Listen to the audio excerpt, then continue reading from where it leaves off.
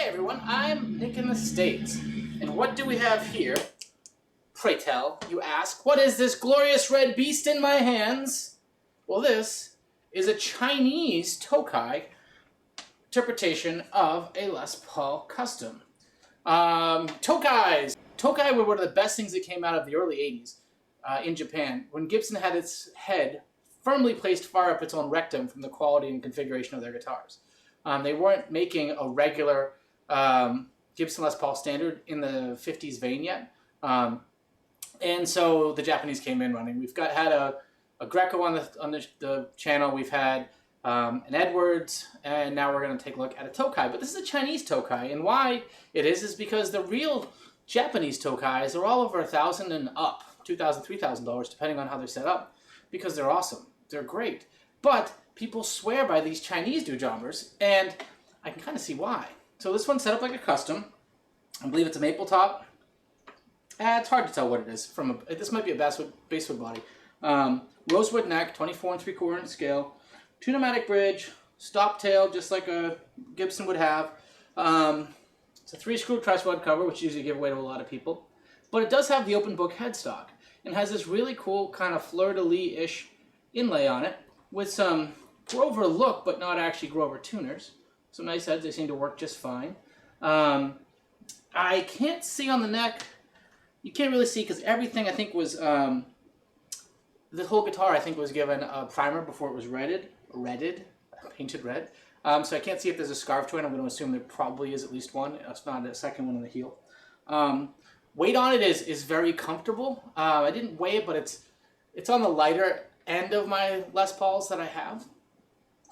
But I dig it, and if you look at fit and finish and quality, the paint off, the glue, the nut seems to be cut pretty well. The dots are firmly kind of at least close to the middle of the sideboard here. The finish, while not really being transparent, has a couple little flecks to it. So it's really kind of cool. I'll get to a couple of the smaller points that you should be aware of after I do a little play demo on it, but there's a couple things you should know, so stay tuned. Ha! How do you like that? That's what you call a tease. Anywho, but I dig it. Gold hardware, everything looks really, really cool. The nice thing is clean. She does the things that a Les Paul should do clean, that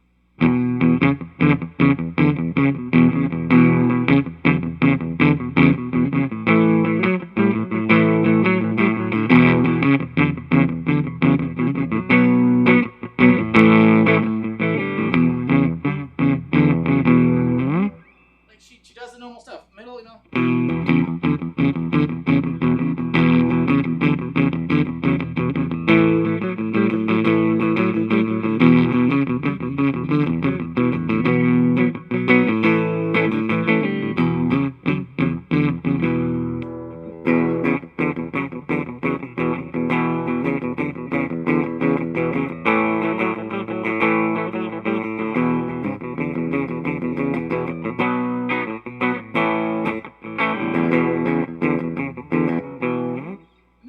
the bridge pick up a little bit too, and she's still weak compared to the neck, which is interesting. I could drop the neck down, but I kind of like the tones. I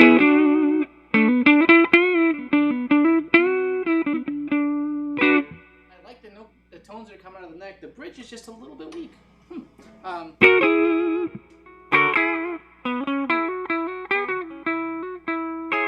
And I've had Les Pauls that were set up like that, but they tend to both kind of match that way. It's a lower output, and you tend to be able to goose them. So if I give a little soul food,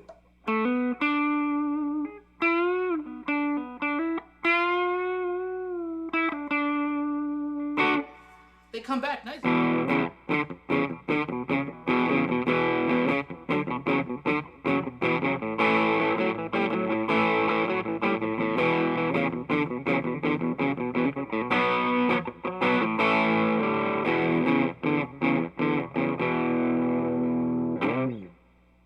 It's still very sweet, nice, crunchy. Soul food in the middle.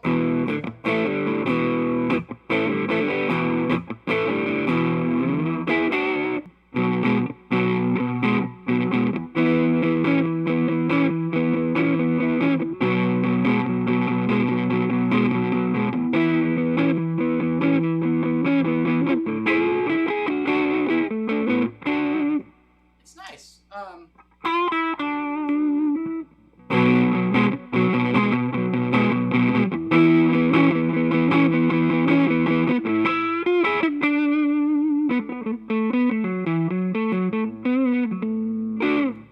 Anywho, she's a nice playing, fun little guitar. I like the settings that are there.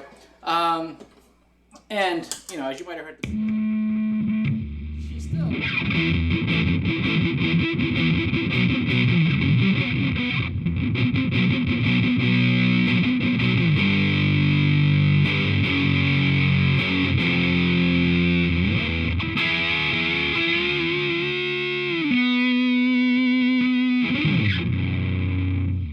She still does all the Les Pauly things.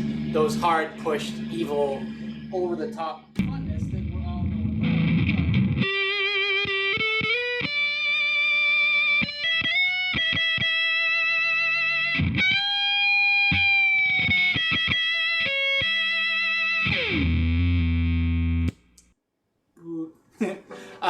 She does all that when pushed. She's a really cool. So my favorite things about this is I like the feeling of this neck. It's a slim neck. It's a very kind of anonymous importy neck, but it's comfortable and has just ever slow slightly as a softening on the top of the C there. Neck pickup definitely has a lot of throat to it. The bridge is definitely thinner, but not horribly so as it's adjusted right now. And I think you can have a lot of fun with it. You just got to know it's going to step down some. So those are most of the cool things. The two things that would potentially concern me, and we'll look at the B camera on this one, is look how high up the bridge already is. Now the good thing is you can see the bridge screws in with large screws into a metal like receiver, so it screws into a cup that's mounted into the guitar. Some of the Gibsons are actually just small little sticks that screw into the wood. So in this case, at least it's firmly put there, but that's pretty high. And you'll see that Danny's actually rightfully raised the stop tail up so that the break angle of the strings coming over it doesn't hit the back end of that. So why is that important? Well, say you wanted to put a Bigsby on this, because I want to put a Bigsby on everything, on the world, yay. You got a lot of ground to raise and go up. But you actually couldn't really put a B7 Bigsby on it. Anyway, for the next thing that's a very interesting thing. Here's my Epiphone Les Paul Custom Pro in beautiful TV Pelham. And I'm hoping you'll be able to see this. But what you might notice when you look at them side by side is that the Les Paul Custom, this guy, from our friends at Epiphone, this one is actually also, I believe this is a Chinese one. It's bigger. And it's bigger to the tune of about an inch longer of a body. And that means the width of it's probably been adjusted accordingly. So this is like a 7/8 or 9/10, 90% of the size of a normal Les Paul. And what that means is certain things like the measurement, I can do this without banging these, I swear, from here to here, which is important if you're going to put a B7 on it, is much shorter on this one, which means it isn't really going to work. So there's that. So just so you know, it still looks cool. It looks right. It was only when I put it on the wall next to, actually Harley Benton, that I was like, that looks a little smaller, huh? And then I took a good look. Not the biggest of deals. Maybe you're a little smaller guy. It's also lighter. Life is good. But the other thing you'll notice too is the thickness. Epis and Gibsons are usually about 2 inches thick, and some of the better copies are inspired by ones that are the same. And this guy's given up at least 1/4 of an inch, probably a half. So that's just the FYI on it. Everything else though, if I look side by side, the rosewood looks just as good as the Epi. The inlays look like they came out of the same factory. The frets are dressed the same.